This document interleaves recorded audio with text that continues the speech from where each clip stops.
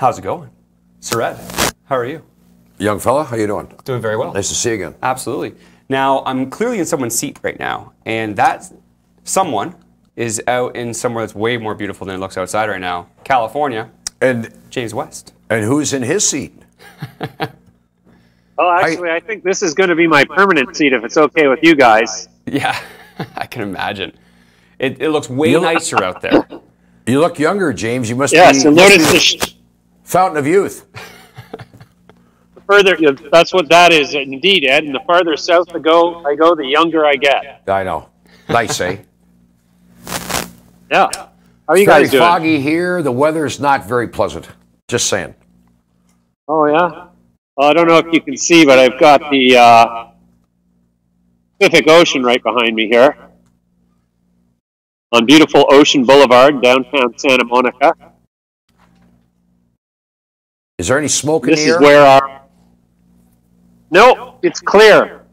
Okay, very clear. It's like for Los Angeles, it's remarkably clear. Yeah, I love Santa Monica. I was out there last year.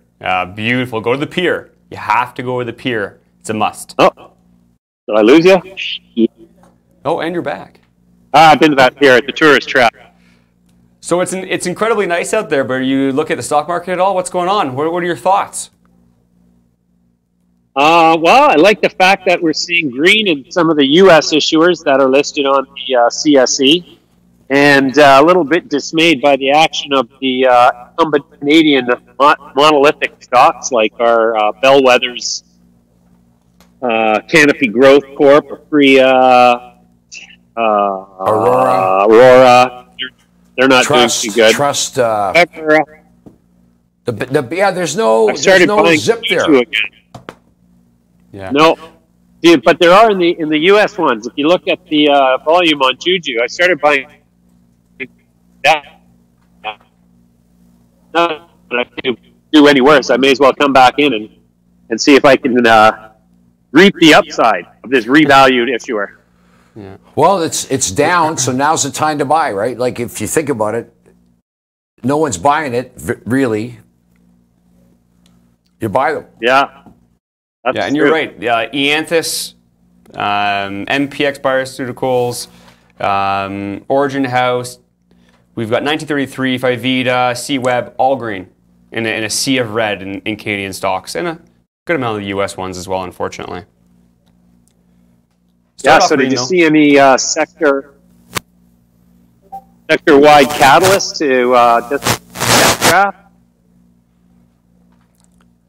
You know, we've talked about this several times. I mean, I think it's about a big money moving into the sector to add more credibility. That like we saw with Constellation. I wish I was a little more creative in that response, but you know, I think we need to see some. A good one, eh? What's that? That's a well-rounded, thought-out answer. What about the S&P? What's that doing? The S&P's having a good day. It's having a good day, which is a little, you know, the futures were up 30-odd points a little while ago. I haven't looked. It's our theory. I'm pulling it up now. SPX? Yeah, the S&P 500 is up 1.33%. The Dow is up 1.23%, and the NASDAQ is up 1.72%. So we had a little bit of a dip off the open, but they've rebounded nicely for the most part. Yeah, so they've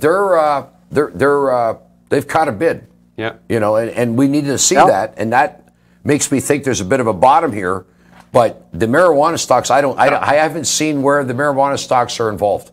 Yeah, and I think we also, you know, how we talk about when there's a new trend, or we finished an older trend, then maybe there's a new group that's going to lead out. I hate to say it, but maybe that's what's happening, because I certainly don't see any action in the marijuana space today. Well, I'll bet you that if major indices have turned around, that it's just a matter of time in the latter part of today we'll see a lot of action in the cannabis stocks that have failed or have rather dropped, and I think we can expect to see them finish sort of close to even, or maybe even a little higher, because typically they follow the large cap markets now with a little bit of latency. Yeah. No, I agree. And usually it's the MJ fund in the States, the Alternative Harvest ETF, and HMMJ. When you start seeing the Dow and the S&P 500 start turning, you usually start seeing the MJ fund and HMMJ start turning, which is connected to ARAH, Canopy, and ARORA. But I'm looking at the MJ fund and HMMJ. I'm not seeing anything just yet. Canopy has actually gone lower, down almost 6%. ARORA down 5%, and ARAH down 7.4%. So, not yet. But I do agree with what you're saying. Absolutely, that's usually how it gogoes. Tilray, as another U.S. one, is down 2%, 2.5%. Tilray? Yeah, Tilray. Well, I'm going to be talking to a few LPs down here in Los Angeles area. I'm going to do my standard tour of dispensaries and see what I can find on the shelves. That might be revealing in terms of some of our U.S. operating Canadian listed LPs.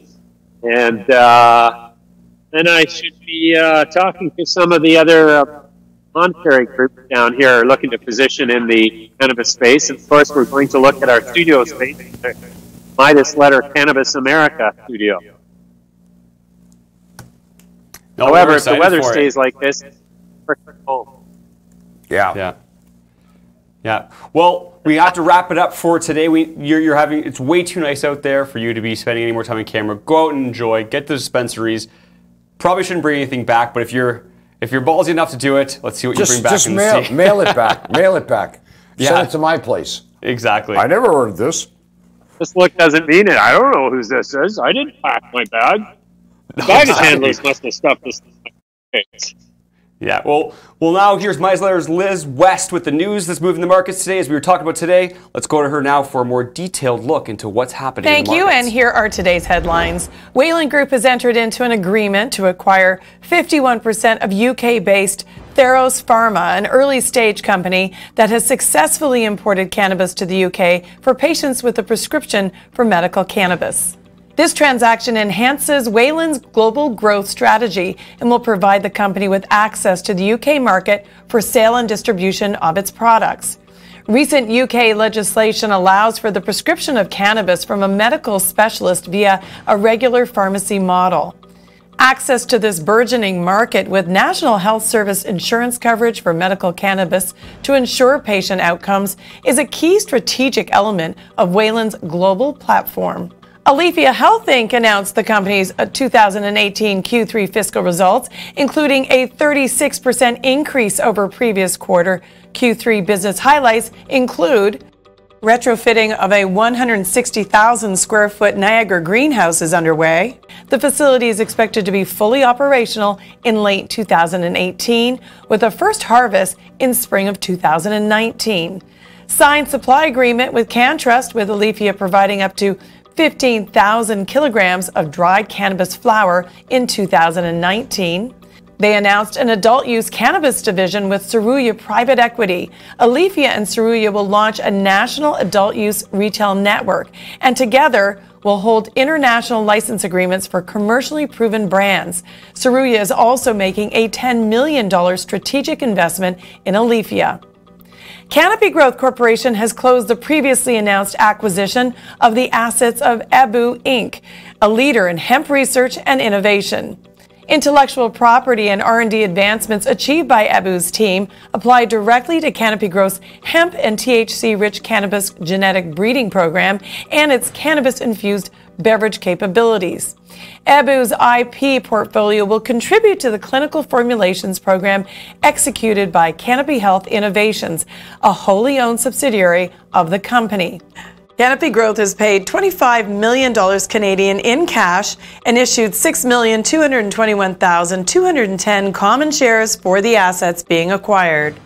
Up to a further $100 million Canadian shall be payable under the purchase agreement if certain scientific-related milestones are achieved within 2 years. FSD Pharma appoints top GW Pharmaceuticals executive Rupert Haynes as Chief Executive Officer. Mr. Haynes is a highly accomplished healthcare executive with nearly 3 decades of global pharmaceutical experience, having most recently held the position of Head of Global Marketing at GW Pharmaceuticals in the United Kingdom. In his new role with FSD Pharma, Mr. Haynes will continue to work out of the United Kingdom, which will support FSD Pharma's strategy of expanding its global footprint.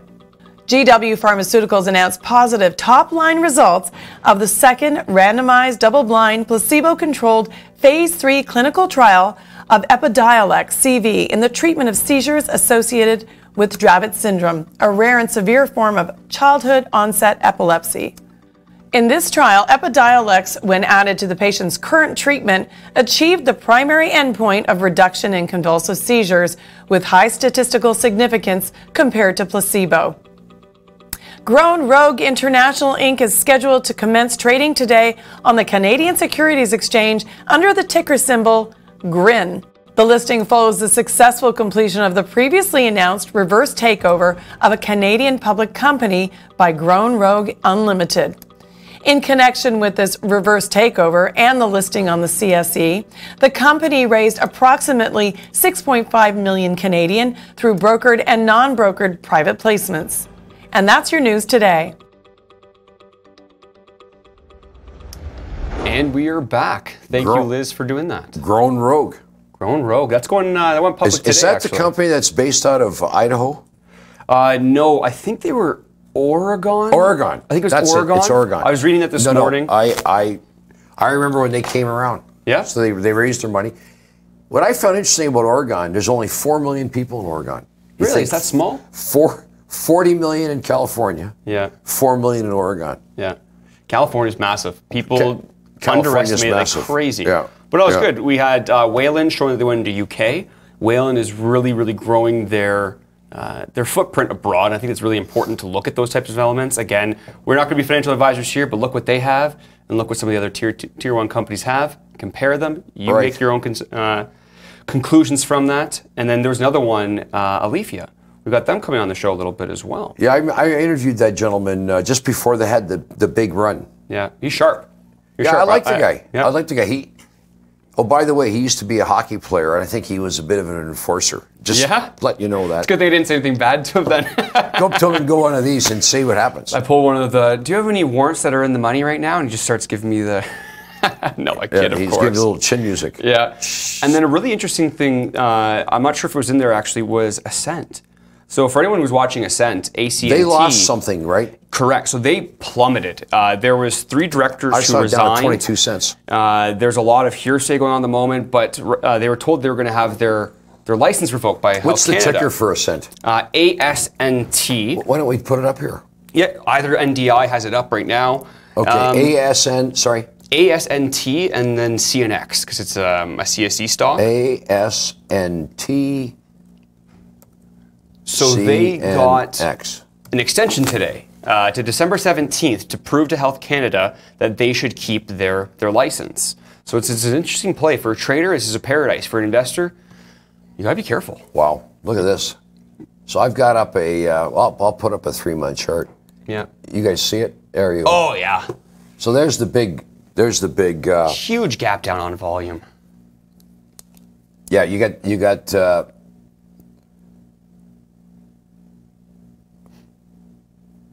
look at this. That's the biggest volume on this page, which is 3 months.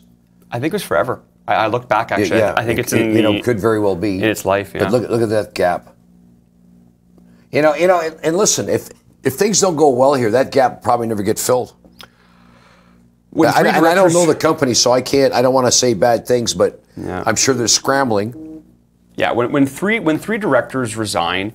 And Health Canada, they've never, to my knowledge, taken away a Health Canada license yet. How many shares outstanding in this thing, do you know? I don't know. I never followed it too closely, to be honest. But it's one of those ones where if you were playing that as a trader and you were playing that bounce, you would have had a nice 20% bounce. It was up higher earlier today. It came back down. Right. That was an interesting one there. But yeah, no, that's in the, what's in the news today? Traded 3.8 million shares. How about the rest of the market here? It's getting pummeled what would you call that? A nice green to red. It's so terrible. when you say the market, you talking about the marijuana sector? Sticking to cannabis. Sorry, okay. Because the S&P is having a good day. Yeah, why would you pull it up? We were just looking to talk about that earlier. Let's do that. Because up until now, the S&P 500 and the Dow, when it comes to the MJ Fund, HMMJ, ARAH, AFRIA, Canopy, all of them usually are in line. Today they're not. Today they are not. I don't know if we've got his NDI up to show the SPY. If you can, okay. So this candle here, I like this candle because it's closing near the highs.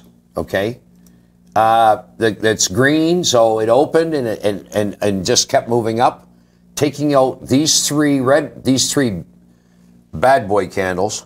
Yeah, we're not interested in bad boy candles.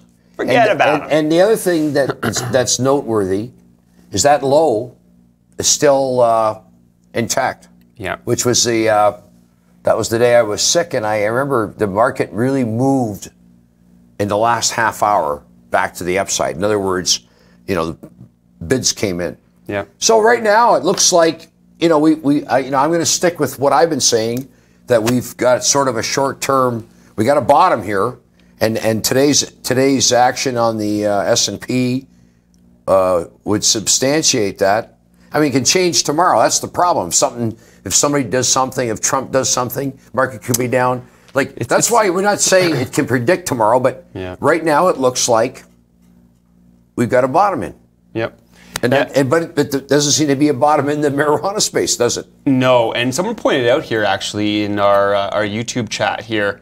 Saying it was a great divergence from SPY, from the S&P 500, and we are seeing that because they're getting rocked right now. I mean, if you look at the tier one, Canopy's down 5.6%, ARAH 5.7%, AFRIA almost 9% is down. Wayland they're is down. Back to almost where they were constantly changing around the time Constellation Brands, put the $5 billion into the. What was that? $38 or $37? It's eluding me right now. But we're close to it. Well, I think the stock was around 33, and they came in and said they were going to do it on those numbers that you just mentioned. Yeah. It's but that lifted the market. It. That lifted the market for a month, a month, maybe 2 months, right till October 16th. Well, here's the question I keep asking myself and just other people as well. If you're one of these larger companies, if you're Diageo, if you're Coke or Pepsi, are you in a rush to make a deal, or do you see this bleeding? You know what? I'm gonna let this go for a little bit. I'm gonna prolong my negotiations to get the best price I possibly can. I think you hit the nail on the head, Brandon. Because if I was sitting with $5 billion right now, and I made a few calls to some of my friends that were pretty good market watchers, technicians, they might say, "Hey, there's no rush here." Yeah, seriously. So there's no rush. Maybe their $5 billion is going to be worth $6 billion. In other words, you can buy that much more if you're patient, right? Well, that's what I'm very curious about, because there's two ends to this sword, right? It's a double-edged sword. On the one end, if you don't go in now, you risk one of your competitors going in, and it's time. Yeah. Time is very important. You want to start doing the research. You want to start getting the products. You want to start doing the rollout and all of that. But the other side of it we just talked about, can you wait a few more weeks, months, and get something for 15, 20, 30% off? And when you talk about these guys, they're not going to come in with $1 million. They're going to come in with a massive amount of money. And you don't want that just dissipated in a second.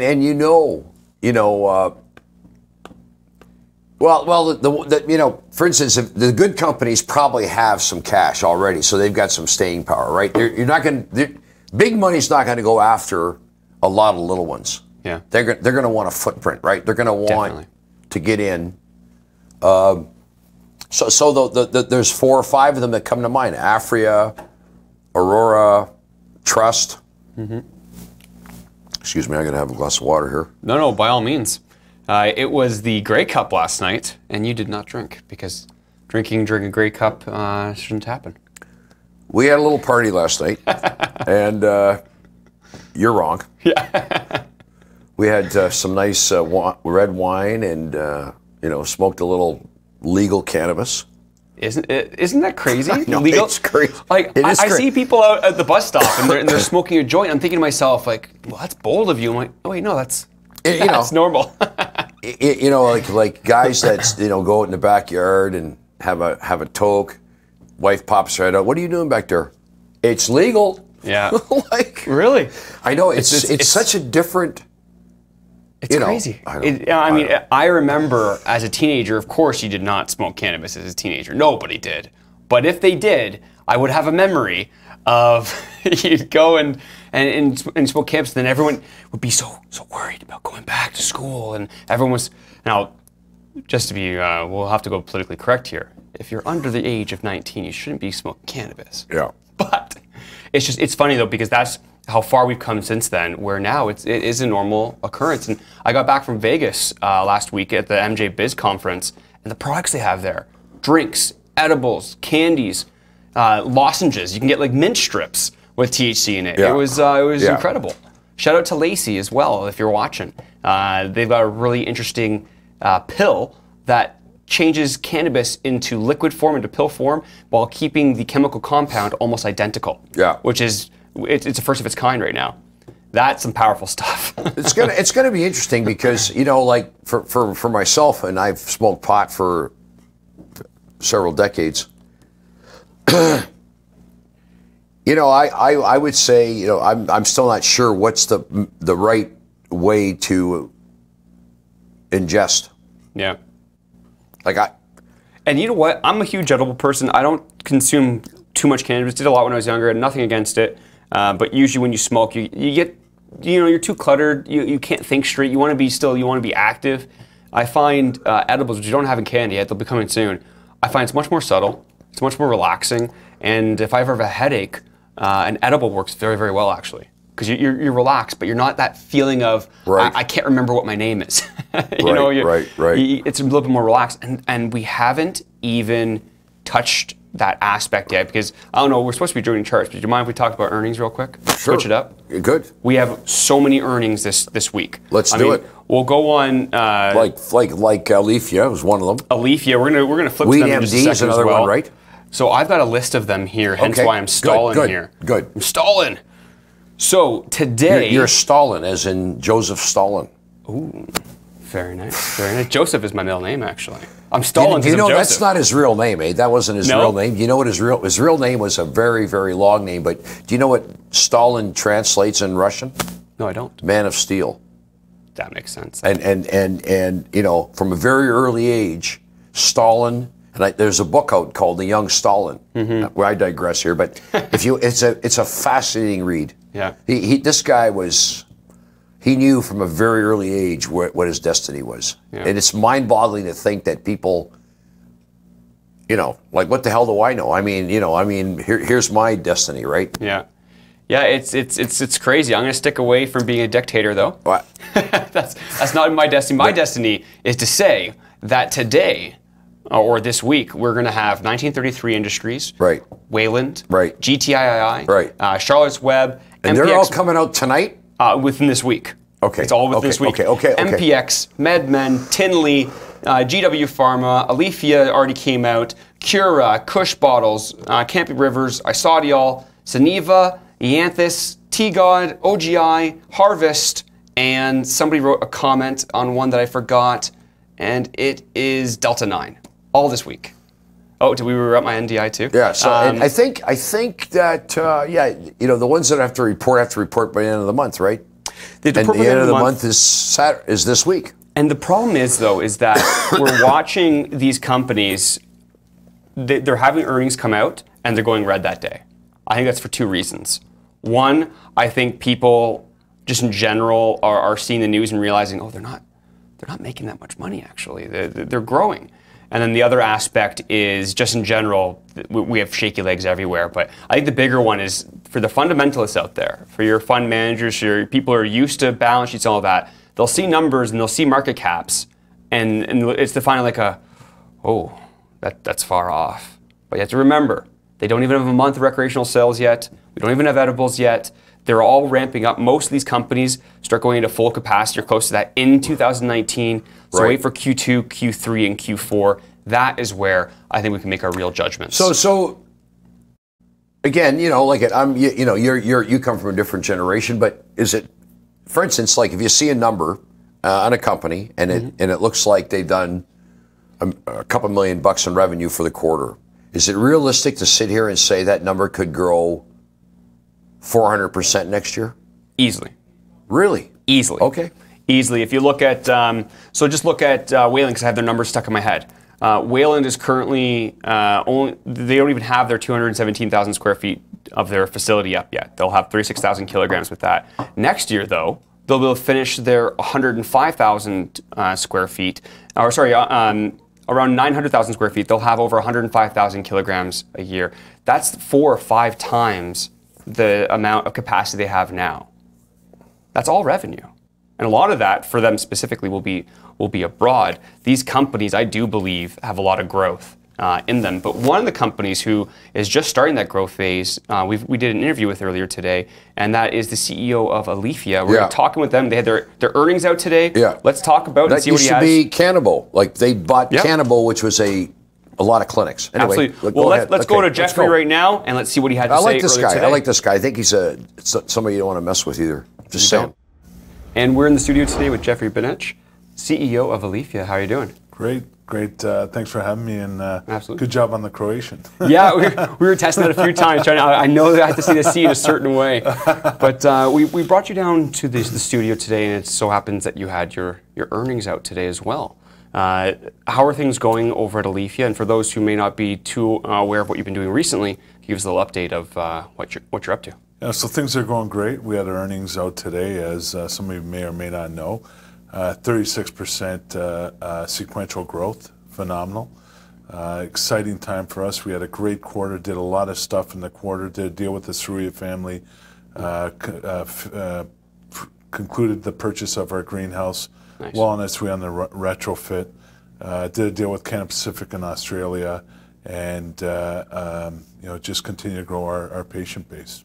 Oh, good. Yeah, we've got the news release up in front of me here, and one of the elements I saw, like you said, you were up 36%. Was that quarter over quarter? I believe it's sequentially quarter over quarter. Correct. Sitting around 1.6 million and 3 million over the 9 months, and I think you recently just got your sales license, correct? Yeah, so we did, and which was another milestone for us as well, as we sold our first, had our first cannabis sale right in the same quarter. Nice. So super excited. A lot of great stuff happening. We're working really hard. And in this quarter, how much is recognized with your sales license? I don't think it's the full quarter, correct? So it was about 500,000 in the quarter in cannabis sales. Gotcha. So now you're entering your first quarter now, or probably been in it for a little bit now, of sales license and now recreation as well. Correct. So 2019 will be our first year where we will be at a 98,000 kilogram clip by the end of the year. Nice. So 2020 is going to be a great year for us too.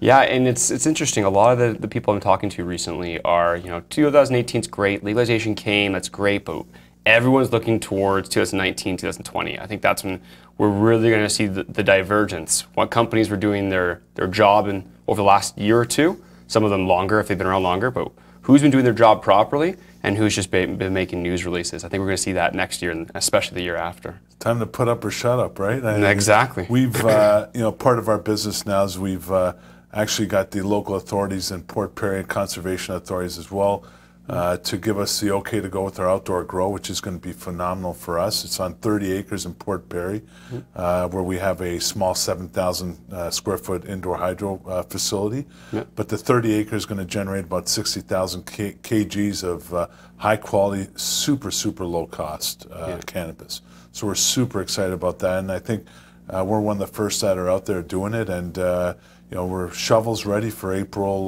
March, April, spring of 2019.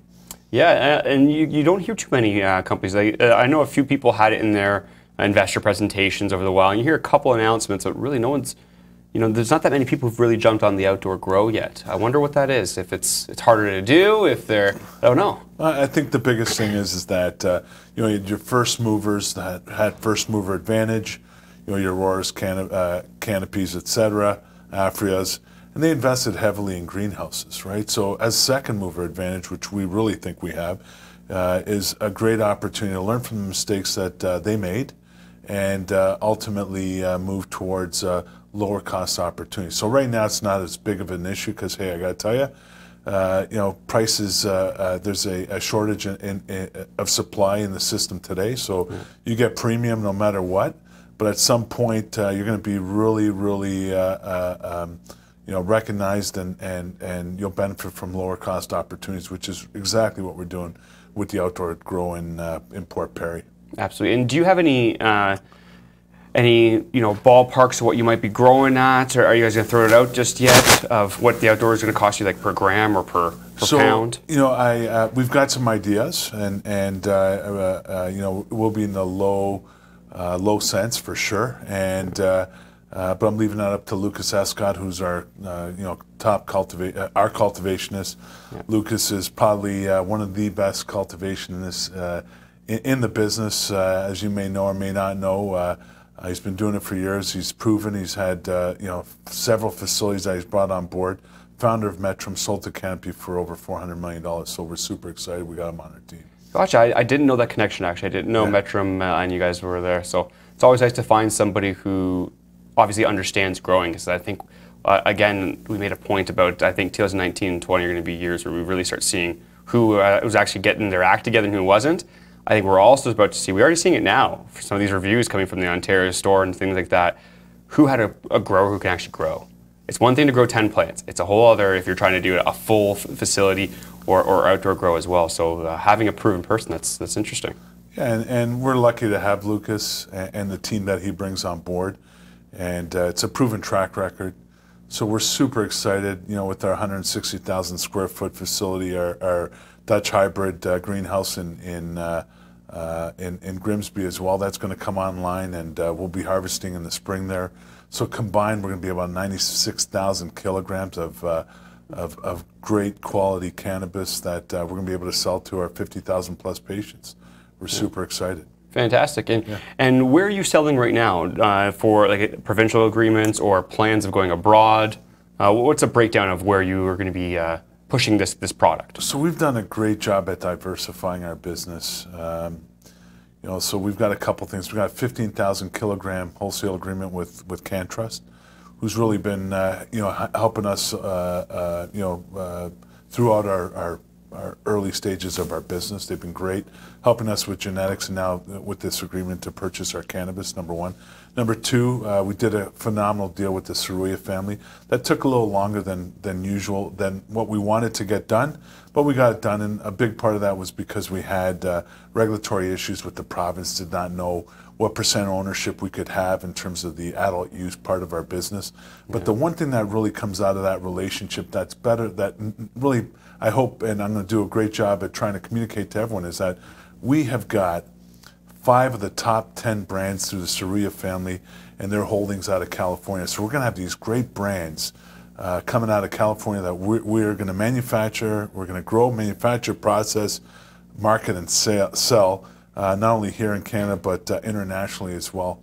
And the last part of it too, the other part of our revenue stream as well is, some of you may have heard we did a great an investment with Canada Pacific in Australia. Yep. And they're the number 2 licensed cultivator. They've got the number 2 license for cultivation in Australia, and they're really leaning in hard on us to help provide expertise, IP, our platform, which is going to be great in terms of managing patients and data. So we're super excited about that as a revenue stream as well. Very nice, very nice. Yeah. And going to the to your news release from earlier, one of the things we were talking about just as we sat down is that you have different divisions actually, and you've broken your revenue and operating income between these different divisions. So you've got the health and wellness division, the farms and products division, and I believe the other one was the adult rec division. Adult use, correct. And what are the difference between these, between like the farms and products compared to like the health and wellness? So as our business matures and as a person that really focuses on execution, I really want to set the business up so that we can measure, because if you can't measure, you're not fixing it. So we broke it up into the 3 divisions there so that we really could dial in on where the successes of the business are and where are some of the areas that we need to improve on. So if you look at the farms, that's pure cultivation, right? So that's going to be what we're growing, what we're harvesting, and what we're selling either to ourselves in the form of our patients and or on a wholesale basis to CanTrust as an example, or overseas to Canada Pacific and some of the other relationships. In terms of the health and wellness, there's actually 3 opportunities there. So we generate revenue there from provincial governments in the form of fees for attending to patients. As an example, here in Ontario, we get an OHIP fee, right? Number 2 is we've got a thesis study going on with Kronos right now. So we use the data that we have, and it's 10 million parts of data there that we're using on a sleep study with Kronos that's going to come out shortly. That's going to prove itself theoretically and probably get moved into a clinical study. Nice. And then the last one is the referral program we have right now with our LPs, with our patients that we're referring, and we're getting about a 20% fee on that, which ultimately, when we finally start growing and selling directly to our patients, we'll get 100% of those dollars, right? Yeah. And then the last one is going back to the Surya relationship on the adult use. So not just the retail stores, which we're committed to 20 right now in Ontario, but we're also looking to expand that across Canada and probably get into a bigger number than that. But then ultimately, the one that we're really excited about is the brands that we get out of California from the Surya, from Aaron Surya and his brothers on licensing and distributing, growing, processing, and selling those brands. Absolutely, that's a really good breakdown actually for those who didn't know about you, what you're doing, what you're up to. Why don't we quickly switch gears to the stock itself? Yep. We're facing a red day again today. It's been all over the place with cannabis companies, but a sign that we've seen recently is earnings come out and then going red afterwards. You guys weren't too red earlier today, but it was the same theme. Earnings come out and red after. What do you think that theme's for yourself, but also for the sector? And if you look at, I look at it as broadly speaking, because I look at the broad markets as well. And I think, generally speaking, there's a pause right now. I think the retail investor is just a little fatigued right now. Everybody's feeling it. Whether you're top 3 or bottom 3, everybody's feeling it. And I think it's really going to boil down to fundamentals, and who has the best fundamentals wins, right? And I got to tell you, we're setting ourselves up to be one of the winners. It's just a matter of time before that red turns green, and we think we're going to position ourselves well. We're focused on an uplisting right now in the NASDAQ, yes. And what that does for us is give our shareholders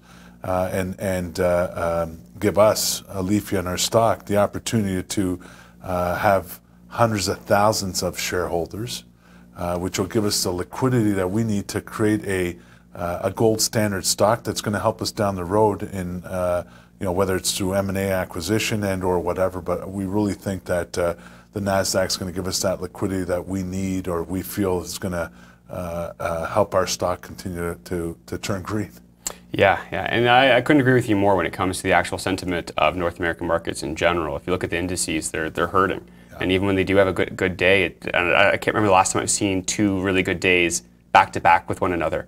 It's just one of those times. It's like you said, there's tax law season, it's getting close to Christmas, legalization just passed. So really, I think it's important that if you're an investor and you're listening to this, you should be looking for companies that you believe, okay, here's where they are today, here's their valuation, here's what they're about to be doing. You want to see the growth of the company, but you also want to see the opportunity for growth in your investment as well. And you're saying unequivocally from yourself that you believe Aleafia has that formula. Well, we're positioning ourselves, no doubt, for success.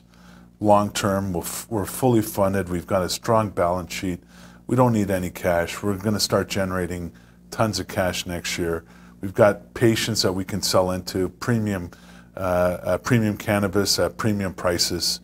So we're super excited as to what the future lies, what brings for Aleafia. And, we're just focusing on execution. We're not out here just dropping press releases. We're out here actually executing. And there's a lot of work ahead of us, but I can tell you the team comes in every day We give 120%. We throw nickels around like manhole covers.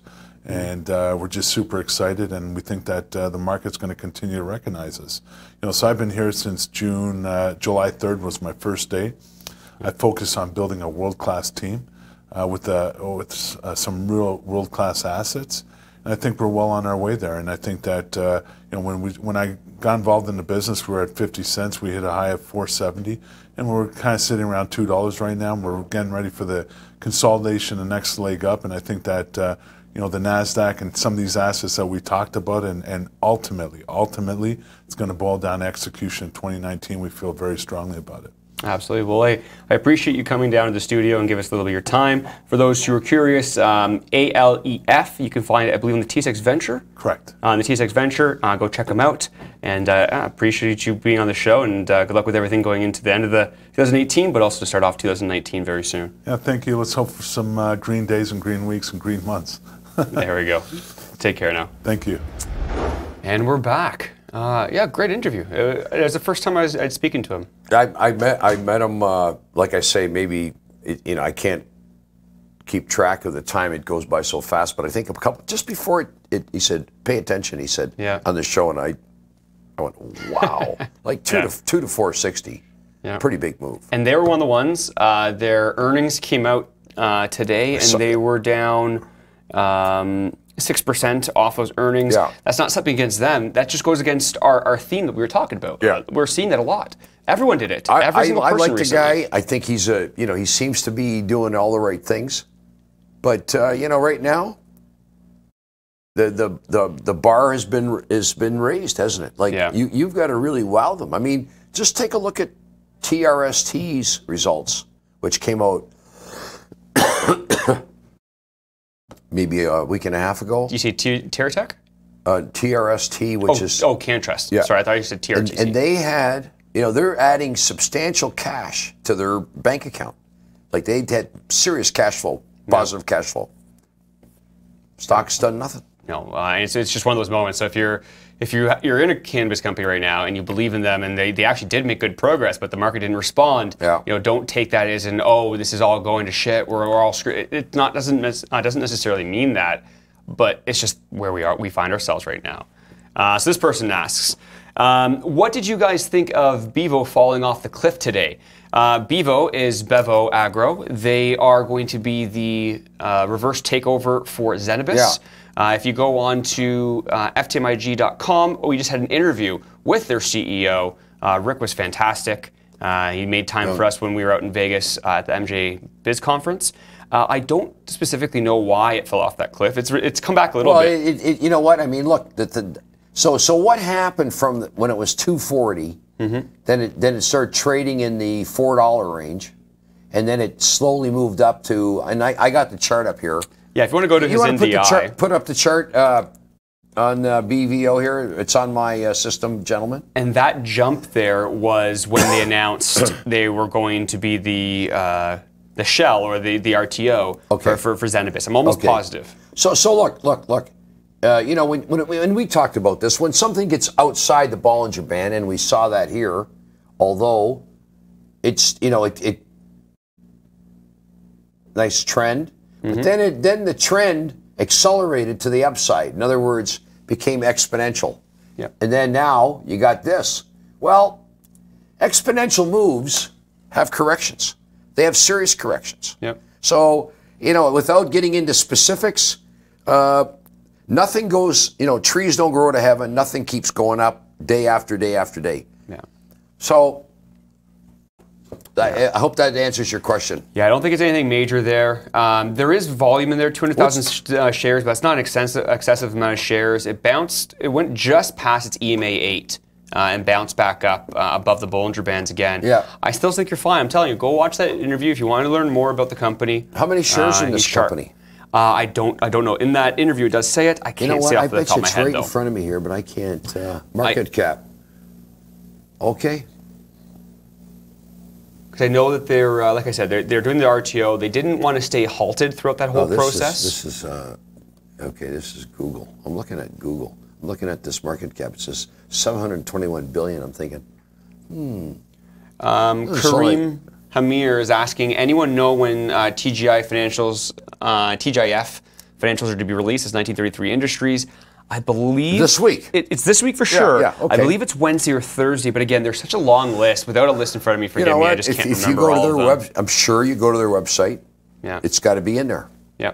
You know, or if you can go back to the last quarter and look when that was released and add 3 months. Yeah. I used to do that. You know who's fantastic at it? Shout out to Alan Brockstein, 420 investor. If you go to newcannabisventures.com, they've got a metric where it'll show you where the usually for them, it's quite accurate when the next financials come out. Okay. Great resource for people to check out.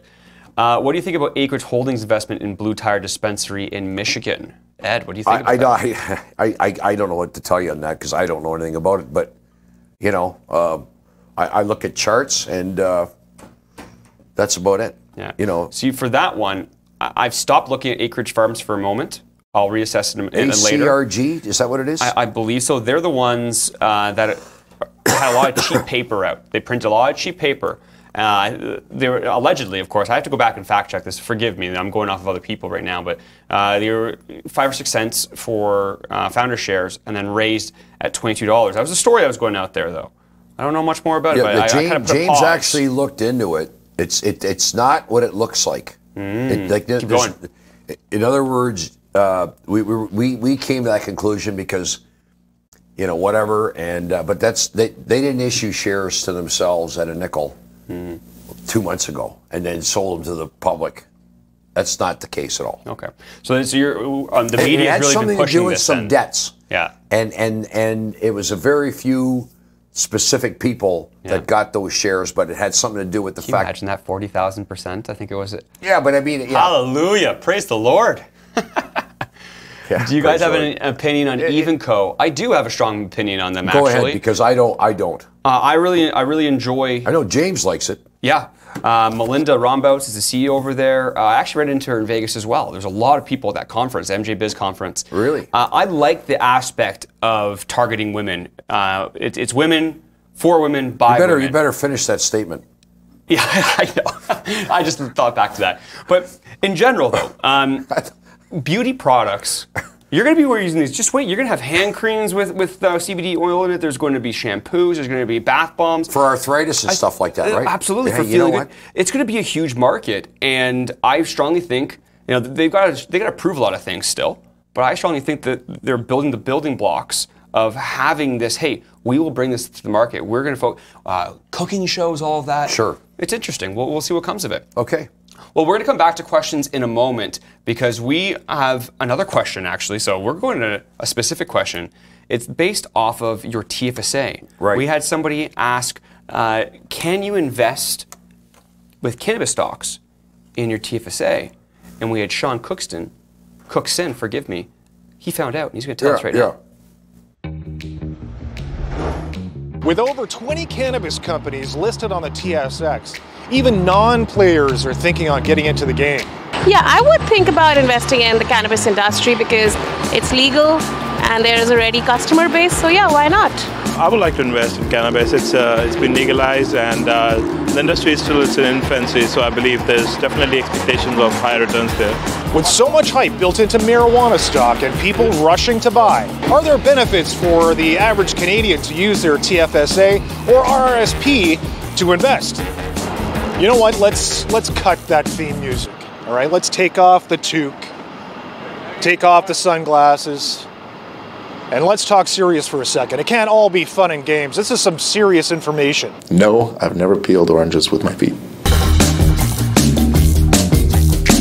There's really no restriction to what investments you can put into a TFSA or RRSP other than if they're publicly traded. So if they trade on a stock exchange like the TSX or even the TSX Venture Exchange, those are publicly traded securities.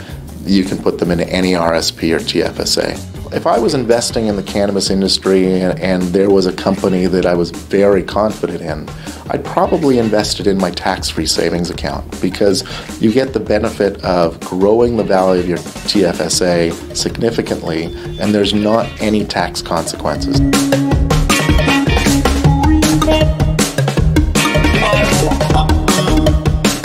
If you're very confident in an investment, the TFSA is probably the best place to put it in. The question is, are you investing money that you're hoping to spend in the near term? So the TFSA actually is still probably a good one because you can always pull money out of a TFSA and there's no tax issue.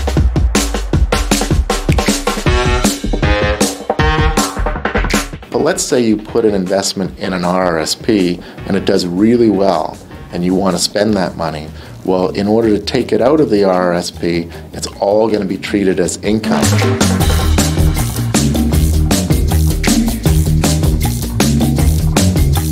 So if you take out $50,000 from your RRSP, it's as if you made $50,000 at work and you're taxed pretty fully on that.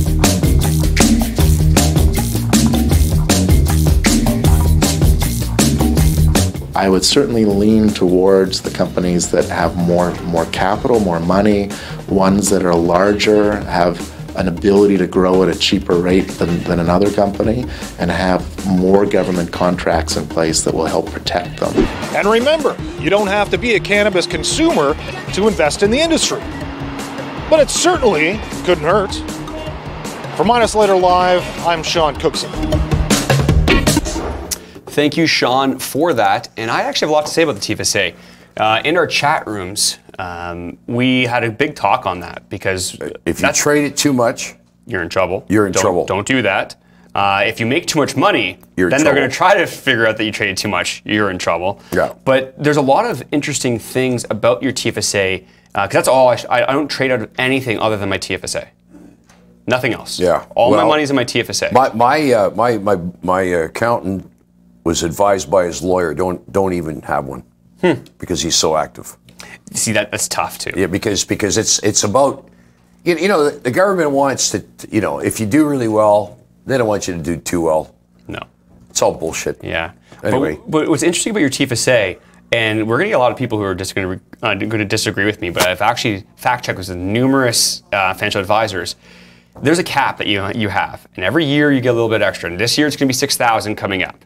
When you invest, say, 10 grand, and that 10 grand grows to $100,000, you're above your cap because it would have started, I think it's been 9 or 10 years, but say the cap's 50 grand. Let's keep even numbers, 50 grand. You're 50 grand technically over your cap, but you're allowed to do that.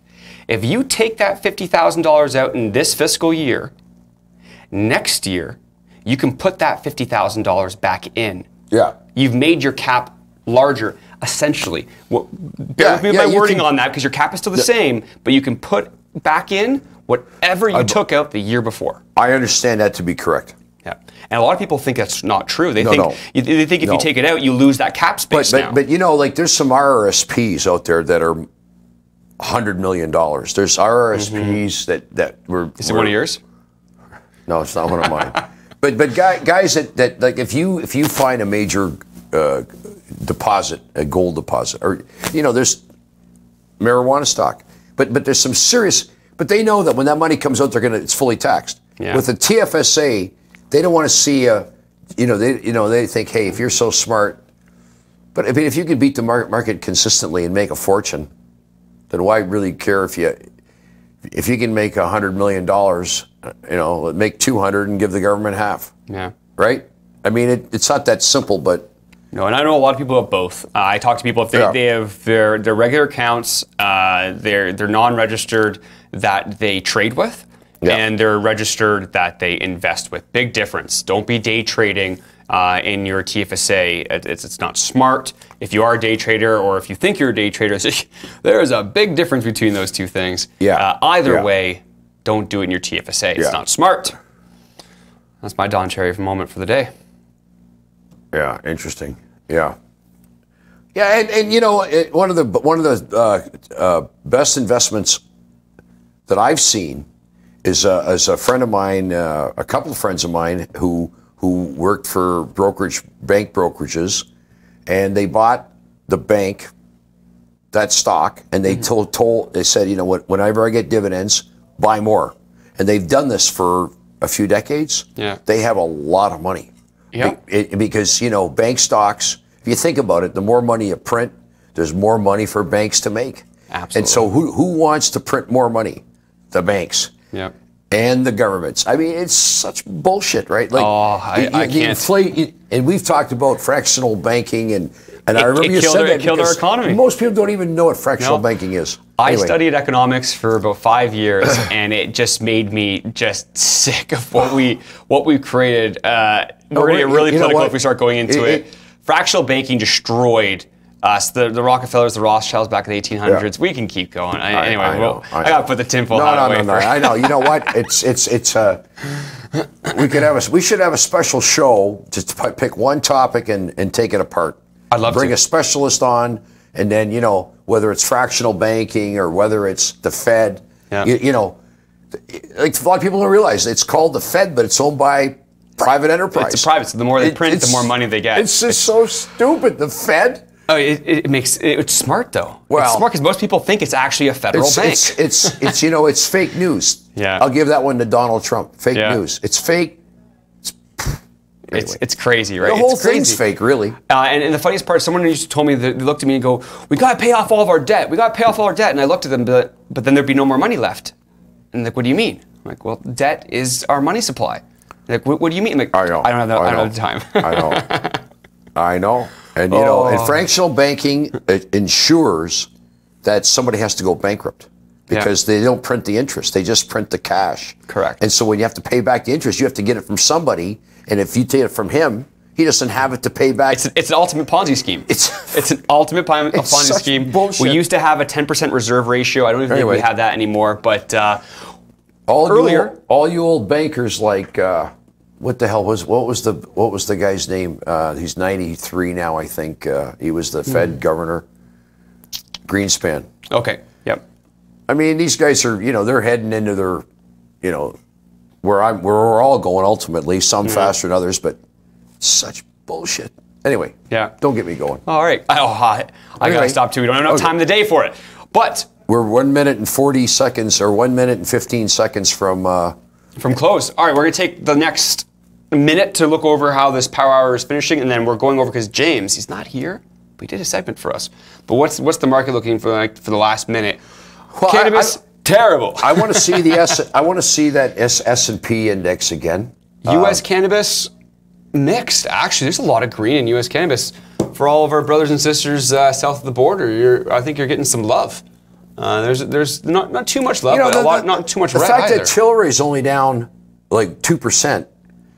But you know what? 1.8 now, yeah. One of the biggest brokers in town here is a big broker over at Canaccord. I won't mention his name because I don't know him that well, but I'm pretty sure he's moved right out of the Canadian cannabis space and he's focusing on the U.S. cannabis space. I've been told that too. And it kind of makes, like if you just think about it, because none of the stuff that expands beyond your imagination keeps expanding. No. And that's maybe what we're starting to see, right? And people are getting hurt by it. I mean, there was a comment earlier talking about Juju, how they really like the guys, but then look at the share price right now. Well, that same company, it's 4 o'clock. Yeah. That same company, I made over 170% on. Well, it all depends. But I've lost money when It's timing. And I'm look, take the money and run, baby. Yeah. Well, it's one of those things, right? We talked about this. Tilray only down $1.90. Blood in the streets.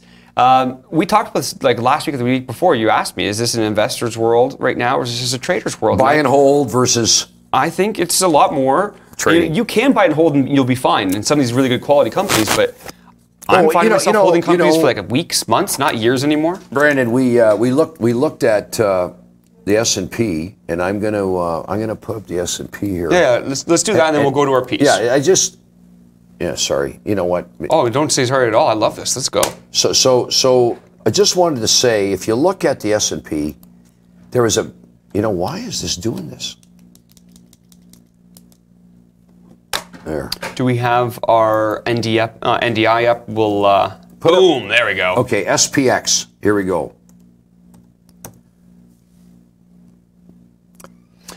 So this move in here, this is pretty well a buy and hold move right through here. Okay, so for several months, and I'm going to change the. This move in here. No. There's no wick on that top part, is it? The screen's a little far away from my eyes, but it doesn't look. It looks like we're going to be closing. So that's kind of a buy and hold move. But then you get into this, and if you want to buy and hold, and all of a sudden, you know, we saw Amazon go from 2,000 to 1,500. That's a quarter of your money gone. Yeah. Is that a buy and hold? I don't know. You know what? And so, you know, you get these patterns, you get this, you got this. But we got this. I want to say until this gets breached, and these two are higher than this.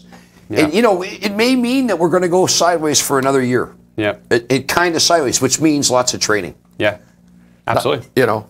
Yeah, it's nice to see the indices look a little bit better. It's a higher low, which is nice to see.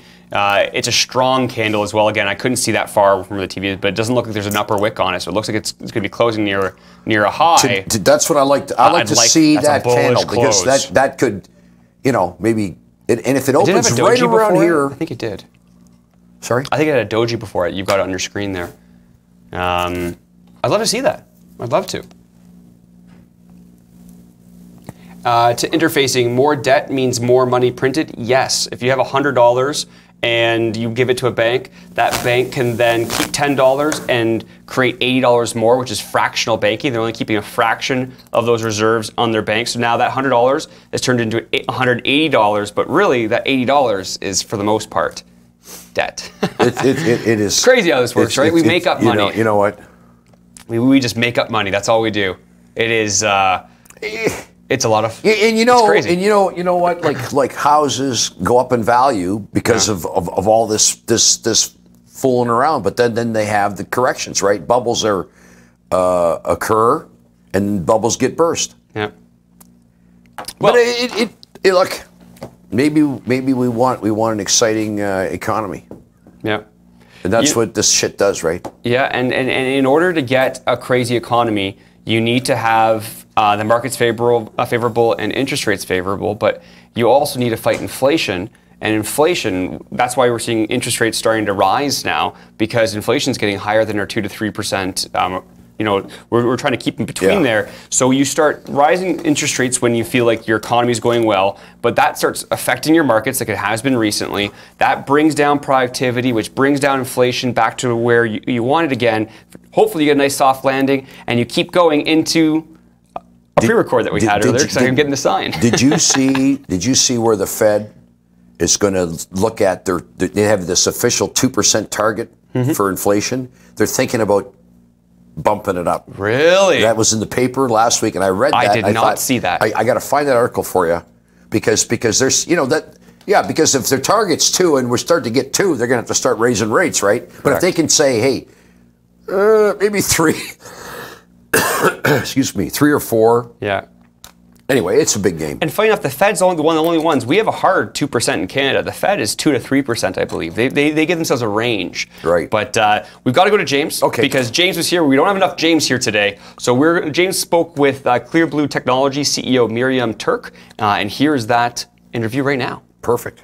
My guest this segment is Miriam Tuerk. She's the CEO of Clear Blue Technologies International, trading on the TSX Venture under the symbol CBLU. Miriam, welcome. Thanks so much for having me, James. Miriam, can we start with an overview, please? What is it that Clear Blue Technologies International does? So Clear Blue Technology plays in the smart off-grid space. We make the brains of an off-grid system.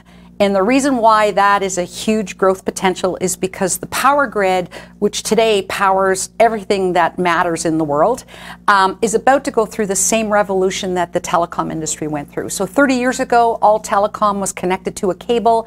Now it's completely wireless, and that caused a revolution to happen in the world. The power infrastructure is about to go through that exact same change. It's going to go to a situation where most of our devices, our Internet of Things, our oil and gas pipeline sensors, our cell phone towers, our street lights, our Wi-Fi hotspots are all going to be powered from wireless off-grid power. And in order to do that, you've got to have the brains of the system, which manages and operates that off-grid system. And that's what Clear Blue does. Interesting. So what is the power source in these devices? So every one of those off-grid systems is a mini electricity grid. It generates energy from solar or hybrid systems. It stores the energy in the batteries, some form of energy storage, whether it be lithium, which of course is a very exciting opportunity for the marketplace and for Clear Blue, or lead acid or whatever. And then it also controls and powers the load. In the middle of that is an electronics device, which is the brains of the system. It manages and operates and makes it highly reliable and easy to operate and maintain. And we manage all of our systems that are in 34 countries around the world remotely from our control center here in Toronto. So we are in the business of managing distributed off-grid power around the world. Wow, fascinating. How does the revenue model work? So unlike most, if not all companies in that industry, we have a recurring revenue model where we manage and operate the systems on an ongoing basis. So a part of our revenue is the one-time upfront sale, and then a part of our revenue is the ongoing. And ongoing recurring revenue has been proven to deliver significant value back to shareholders, 10 to 18 times EBITDA on a strong growing recurring revenue platform, and that's what Clear Blue is building. Interesting. So is the company profitable? No, and we don't want to be at this point. This is a $38 billion marketplace that is just taking off. And as with any high growth company that has the potential to be a $1 billion revenue company, which is what we think Clear Blue will eventually become, needs to invest up front. So we are investing in sales, business development, verticals, and R&D, and are not planning on being profitable for a few years. Sure. So what does your growth trajectory look like? So our last quarter, which we published trailing 4 quarters, and we try to tell the marketplace to look at trailing 4 quarters because it's still early and revenue's lumpy. We were about almost 200% growth, and our Q3 is coming out next week. So the 200% growth we had in Q2 is very indicative of what we see the potential of in the marketplace, so doubling our revenue. Wow, so 200% growth, is that something that's sustainable into multiple years going forward? Yes, we believe it is. We believe it's an indicator of what's going to happen going forward, and everyone on the team is working very hard to make sure that that actually happens. Interesting. So in the off-grid power world, is it more applicable to countries that don't have a fully developed power grid, or is it applicable in both developed power grids and undeveloped power grids? So it's mostly applicable where you're doing a new installation. And the reason is because our marketplace does not require 5-year ROI investment. It's the one-time capital construction cost of an off-grid system is actually cheaper than the cost of the electricity grid. The cost of getting power to a location, that distribution, is 60% your cost of your electricity bill from Ontario Hydro or any other power utility. And so you get rid of that cost and you replace it with an off-grid system. So a lot of people think that's an emerging market, but it's also infill. So when you start to look at rolling out 5G in large urban infrastructure in North America, when you're starting to put Wi-Fi hotspots or security cameras, when you're doing new oil and gas pipeline, God hope we get those going quickly.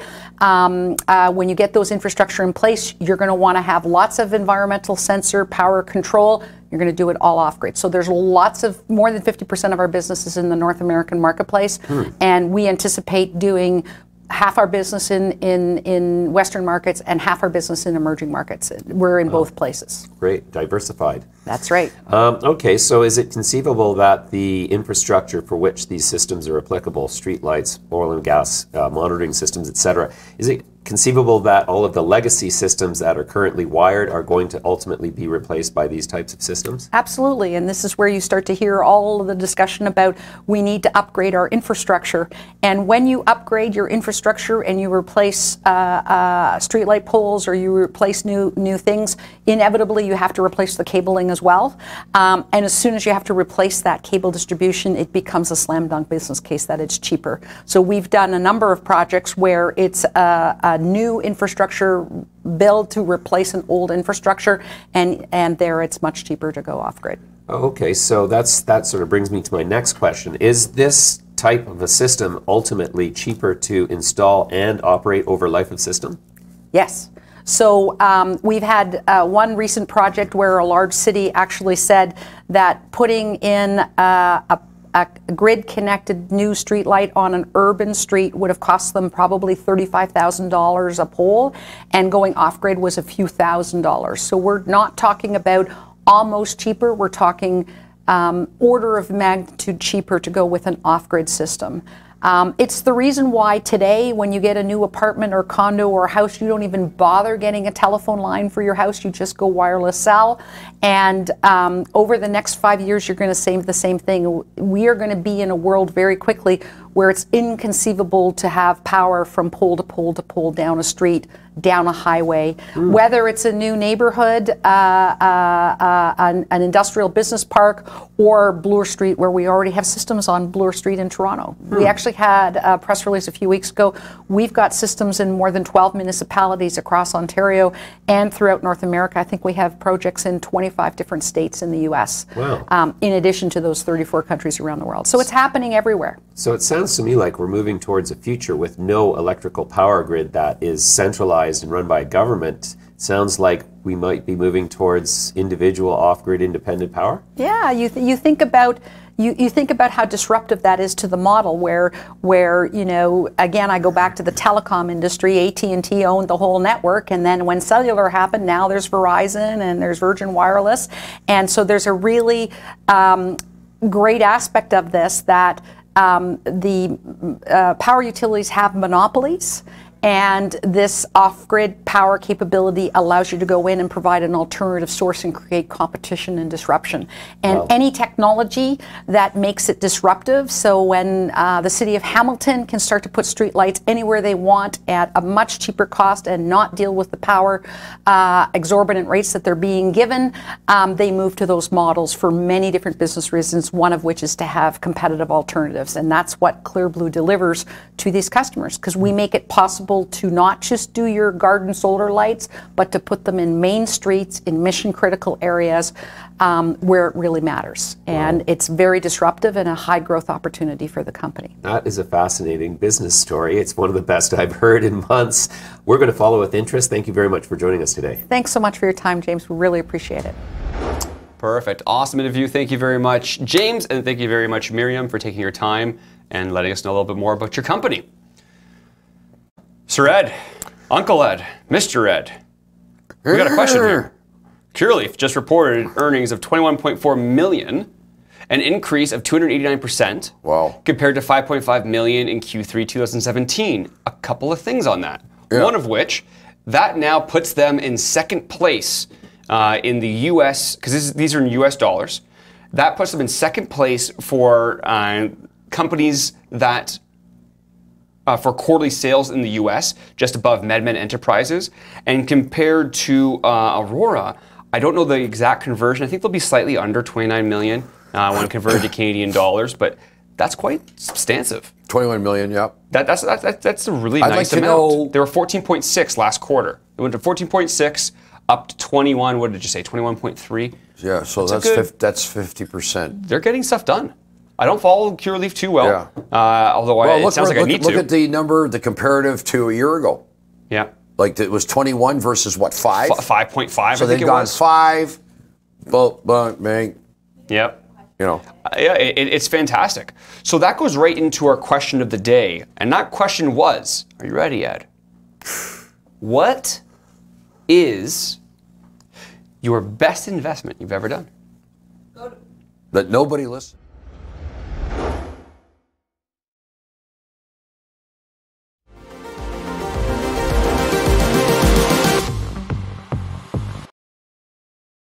What's the best investment you ever made? I would have to say, first I have to disclose I can't use any of my client names, so they'll all be outside of our client base. I would say that Canada Goose has been one of my best investments. I think the best investment I ever made was buying a house, in downtown Toronto. And the market has gone up significantly, unlike my investments, which have taken a real beating lately. So, you know, that's the way it goes with the market. Probably Hexo. At the time, Hydropothecary bought that dip, and then it shot up. Fantastic. And that's actually a brand new segment that Midas Letter is going to be doing every Monday. We'll ask a question of the day, and that was the question of the day for random people walking the streets. wondering what we're doing here. So every Monday we're going to ask that question. Every Monday we're going to ask a question. But this Monday, go to you now. What is your best investment you've ever done? Well, for me personally, I got involved with a company, and they wanted some. They wanted. I don't know. The company was called Sphere 3D. Okay. 4 years ago. Yeah. And I knew some people, and they were going to say this is they got some technology, and the stock was 60 cents, and within 9 months, I think it was trading at $10. Really? Yeah, and I had a fair investment. That's fantastic. Yeah, that was nice. That was nice. But those things are rare. They're as rare as hen's teeth. Yeah, my first one was actually. Yeah, what about yours? It's going to sound cliche because it's right what we've been talking about in the cannabis space. Was Canopy Growth Corporation. I bought it when it was Bedrocan. I had very little money coming out of school. I remember seeing hempcrete. When was this? Like a couple years? What? 5 years ago. 5 years ago. And I remember seeing hempcrete and just thinking to myself, this is going to be massive. So I started looking, and Tweed was there, and I didn't go to Tweed, but I went into Bedrocan. It got converted into Canopy Growth, or Tweed at the time, CGC, at $1.60. Wow. I ended up getting out, though, at $14.50 during that collapse, where it knocked off the circuit breakers, and there's a collapse all the way over. Sold for $14.50, and then went into Aurora for $2 for the same amount of money. So wasn't a lot to start off with, but that just goes to show you don't need a lot of money to start. You just need to put money aside. I bought it in tranches of not that much whatsoever. Right. But you have to start somewhere. That turned out to be a massive, that was like 800% return. I don't know how many viewers have noticed this, but if you take $1,000 and double it, and you do it 9 more times, you double, 1, 2, 4, 8, 16, 9 times, or 10 times, it's $1 million. Yeah. So if you start when you're 25 and you can double your money every year, just one double every year. Now, having said that, John Templeton and Warren Buffett, they don't double their money every year. Yeah. Because they get so big that you can't. Yeah. Right? Yeah. But I mean, you can probably, It's one of those things. A lot of guys have made a lot of money in the marijuana space. Yeah, I think I was 24, 25, so it would have been right around that started investing. You just need to take the plunge, and if you're watching this, chances are that's exactly what you're doing / have done. So congratulations. Hopefully you haven't lost it all. That's another thing. What percentage of your holdings are in the marijuana space right now, would you say? Minuscule. Is that a fact, eh? Good Minuscule. for you. I think that's... and you can't stay at the same party because the punch bowl becomes empty. Yeah. And people start to sober up. Yeah, I had 27 cannabis stocks during the peak. Wow. I had a fund, which isn't too smart, but I did spend a lot of time managing that. I'm down to 3. I'm down to 3 cannabis stocks and 1 private, actually. I have a large chunk of the private company. And if those 3 don't perform, will you sell them? Or are you? I like them. I'm in them. I chose 3. I chose Wayland, Evenco, and VRT. VRT is Veritas. It's a pharma play. I strongly believe, just personally, that I'm okay with holding those ones. There aren't many more out there that I'm okay with holding, so I'll trade some for weeks or months. You're back tomorrow, right? I'm back tomorrow. Yeah, okay. I'm here. Yeah, you're the man. We're going to have to look at Curaleaf and see how we got to make sure we look at how did it react. Yep. Because so that's what we're doing then. That's our show. We're starting off the show tomorrow. I want to be watching that because if it gaps too much, I think that'll attract some shorting. Yeah. And it's only because of the market we're in. Like, there's something a little fundamentally different about the market we're in right now than the market that we saw move into just before it went legal. Oh, absolutely. You can feel it. You can see that. Yeah. When these news releases are coming out, well, first off, we're saturated. I look at the news every day because our group and our website puts up all the news releases, so I'm reading them every morning as they're being put into our chat rooms. And sometimes I'll read something, it's a great news release, but I'll just read the title. It's because it's saturated. I keep reading the same things over and over again. I think a lot of people now are saying, okay, show me what you can do. You've been telling me what you can do for the longest time. Now show me. Right. That's a huge aspect. My best investment was ACB at 50 cents. Owned 140,000 share. Bulk 230, a nice 3. Attaboy, Jordan. Love that. Jordan, that is fantastic. That's impressive. That is well done. He's out in the Bahamas right now, having. Do you know this guy? Coconut. I actually do. Not really. I know him through Facebook groups. Investing Facebook groups. Recognize Jordan. Fantastic on ARAH. You beat me at him at $2, and I did not have 140,000 shares. I love hearing these though. I love hearing about the people. A friend of mine, Wes, if you're there, shout out to you, my good sir. He got his parents into ARAH at 50 cents. They had a pretty good chunk, and they haven't sold. They've been holding on to that. Here's a good question. How do you feel about the GM layoffs? You heard about what happened today, eh? I got in a lot of trouble on my Facebook page for my opinion on that. I think it is an absolute failure by our governments to not have a competitive state where these companies can compete, where they're now moving abroad. Why? You know that I hate to say it, but these are the highest paid people in North America. Yep. So what does a company do? They just go down the list and say, hey, well, we can't afford this anymore, right? Yep. Procter & Gamble moved out of Ontario. GM moved out of Ontario. You know, and you could try to say it's Wynn's fault. You could try to say it's Liberals, Conservatives. It is a collective issue that we need to address. I don't care who started it. Yeah. Let's address it, because Trump in the States put the corporate tax rate from 35% down to 21%, which is then one of the biggest reasons U.S. companies came to Canada, because we're 15 to 17% for our corporate tax rate.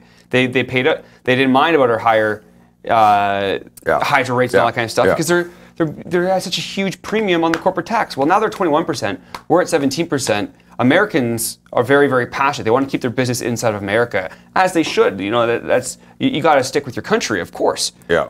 What incentive is it for them to be in Ontario now? What incentive? You know, I listened to Trudeau's remark about he's disappointed. Disappointed? You're disappointed?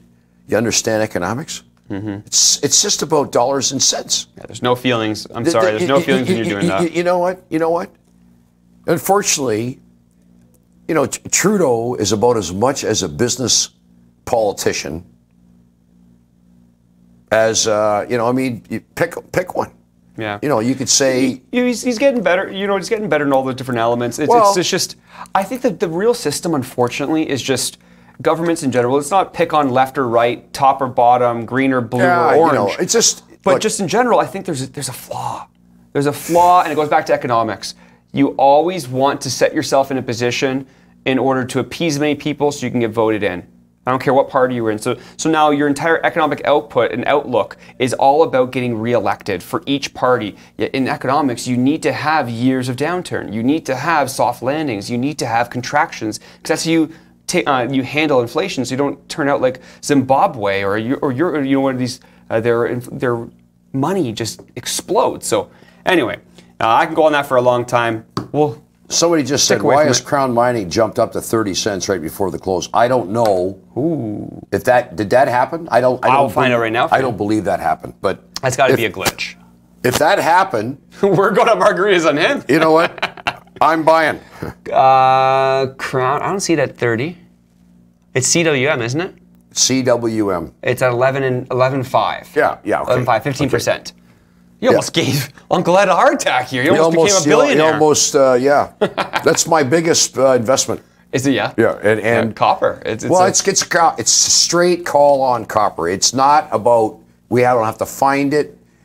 You know, it's just a straight call on copper. So if you think we're going to be an electrical world and continue that way, nothing can take the place of copper. No. And you know, we're seeing oil just drop $25 a barrel in the last. Yeah, it's getting hit. Why is that? It's getting destroyed. Well, you know what? It maybe have something to do with the Saudis. It maybe have something to do with this journalist. You know, you don't know. It's that kind of fungible commodity that can be turned into it's liquid. No pun intended. Hey. But yeah, I don't know. I mean, and I see a commercial last night. Audi said, we have an electric car now. Like everybody's got an electric car. Where is this going? Mm-hmm. And I still know you need energy to drive, to get electricity eventually. Yeah. The one constant is copper. Yeah. You can't transfer energy without copper. You know what's interesting actually, when it comes to Tesla, their batteries actually very, very, very heavily reliant on nickel opposed to copper. So there's a lot of nickel coming into those batteries, but when you're talking about conducting, especially through homes, people can say you can use silver, you can use nickel, but there's a lot of heat in those metals. Copper is one of the safest and most conductible. Sorry, Ed, laughing out loud. Oh, he's the one who said it was 30 cents. Yeah. That's okay. One of these days, that's going to happen. Yeah. And I'll faint. You'll have me I'll be on the ground and say, "What's wrong with Ed?" Yeah, I think we've started a political war on YouTube. So for everyone out there, I love people talking. This is one thing though. People always shy away from talking about politics. I think that's wrong. I think we should, as a society, be talking about it. Yeah. But just learn to respect other people's opinions. Learn that even though I didn't vote Liberal, but I still think there's a lot of. Oh, I didn't get him to jump. Yeah. Anyway, all those people going on. Let's be respectful in there. Let's be adults. But it's good. You got to have that conversation. Look at. I'll just say this, okay? And this is probably I'm going to regret it, but you had Chavez running Venezuela. Yeah. And he was very, very communistic or extremely socialistic. Yep. And his daughter ended up being the richest woman in the state of Venezuela. Okay? Interesting. What was her claim to fame? How could a woman that's the daughter of the president of Venezuela become the richest woman in Venezuela? And the country is devolving. Yep. Something for nothing. I understand it works to a point, but that means that somebody has to give you something and get nothing back. Yep. And people don't like to do that. I have a friend of mine. I went to school with her. Very, very bright. Her family is a very smart family in Venezuela as well. They've moved all of their money out of their currency years ago, put it in the U.S. dollar, and her home country has been destroyed. It's been destroyed. You talk to anybody that has people down there, and I was in Panama a few times, and there's a lot of Venezuelans moving into Panama. Yeah. And it's pissed off the Panamanians because I guess the Venezuelans that left and come over, they're harder workers than the Panamanians. And so they have better restaurants. Is that how you say it, Panamanians? I've never had to think of that before. Panamanians, Good, yeah. But anyway, you know what? We there's a lot of territory to cover, and we're going to cover more of it tomorrow. Yeah. And to reel back into making that a point of what the show's about, did you know at one point World of Warcraft money was more valuable than the Venezuelan dollar, and they've now introduced a gaming's dollar is higher than it. They actually brought on their own blockchain, their own cryptocurrency specifically for Venezuela. So you might see, usually you go to dollarization, which means you adopt the US dollar if you have stuff like this. Like that's what Zimbabwe did. They had terrible inflation. I'd be really surprised if these countries, if they do go through this turmoil, do they start adopting their own cryptocurrencies and go with that instead? You know what? Bring it back into what we talked about on the show. We're in a crazy world. Yeah. Well, my good sir, it is a wrap. We are all set. Coming up later this week, though, cannabis in your clothes. And tomorrow we speak to Charting Man Dan. Charting Man. Say that 5 times fast. Say it 5 times fast. Charting Man Dan. Charting Man. It's actually a lot easier than I thought it was. But we're going to talk to him tomorrow. And I'm excited because I appreciate his work very much. So he does a really good job. So let's. He said the other day we were talking to him that he's mainly in cash. Really? I wouldn't be surprised. So he's using his knowledge of the markets. Yeah. Look at when they roll over, and it's a lot of people say when a stock is halfway below its high point, more than halfway, like around 45%, it can't come back. Like 99 times out of 100, it can't come back. Now there's always exceptions, but generally speaking, if a stock gets busted, there's so many people on top of you, you can't get through them. Yeah. Anyway. Well, enough. Well, we're going to find out tomorrow whether he tells us or not how much cash he used, how he started making his inching his way back into the market. But we're going to call it a wrap. I'd be interested to see what Dan DeMann has to say about this move in the S&P. So let's. We will ask. That'll be tomorrow. 1,000%. You can only find out tomorrow between 3 and 4:30. If you're physically here. If you're not physically here, you can't find it. But otherwise, if you go to YouTube, you'll be able to still find it 3 to 4:30. We'll see you tomorrow. See you later.